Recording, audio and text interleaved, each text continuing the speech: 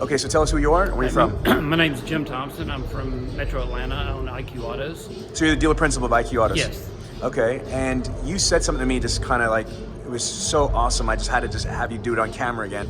Please just share what you just said to me and my wife a couple minutes ago. So what I said was, I followed Sean on podcasts, on Facebook groups, and I was skeptical. I mean, I thought, is this real? Is this guy real? So I decided to come to this ISG 20 group, and I've been to conferences all over the country for years. I've been doing this since 1998. And I found out there's a real sense of community here that I found nowhere else. And it is real. And he does care. And the people care. And there's an openness to share that I've never seen anywhere else.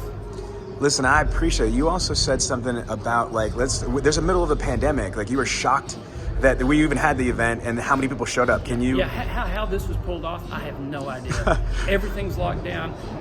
Flights are being canceled. People are hovering, are going home and locking down in so many places.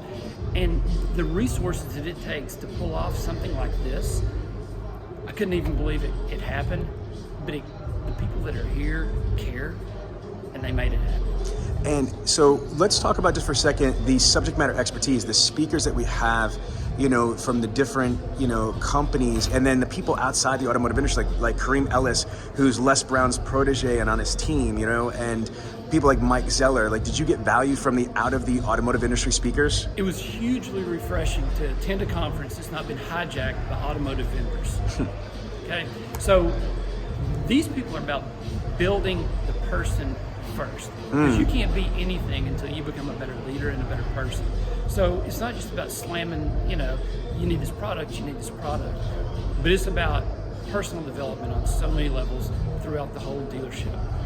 And what I try to do, and I want just your opinion if you think I pulled it off, is that I have a very crazy background that everybody knows. I'm starting the TV show, and I want to entertain people, meaning that I don't want to just train you, I want to entertain you. I want to give people access to my world with these celebrities. I mean, having like undefeated UFC fighters and rap stars that are not just hired henchmen, they're friends of mine, the way that they show love, and they're showing love to our group.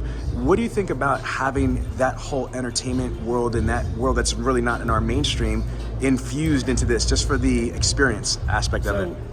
To be honest, I was expecting, okay, Sean must have paid these guys. They're going to show up. They're going to spend their 15 minutes and they're out the back door. Didn't happen. Man, they're hugging him. They're hanging out with him. Sean's on the dance floor with him. This is a family. This is a community.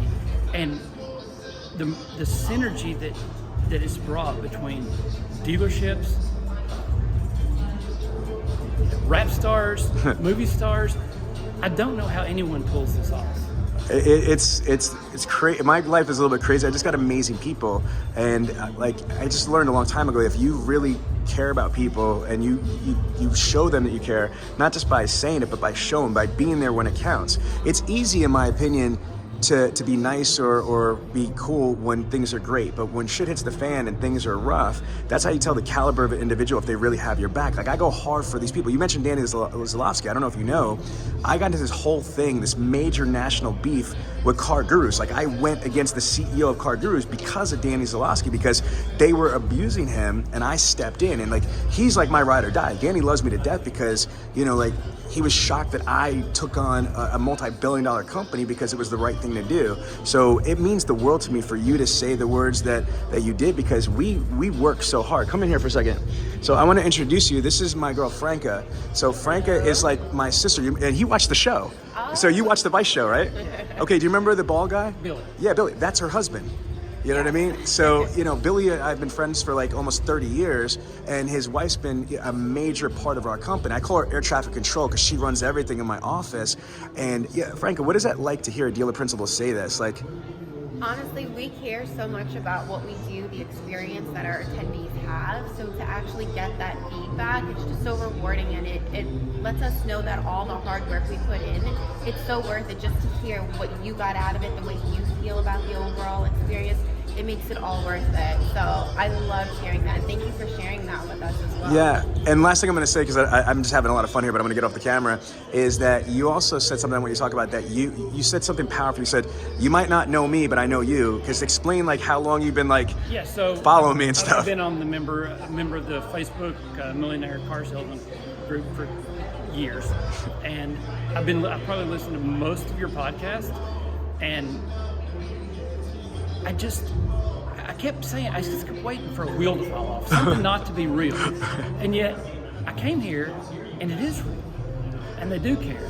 And thank you y'all so need to know much. Sean. Oh, you know what, brother? Thank you so much. I appreciate you. You have no idea. Thank you.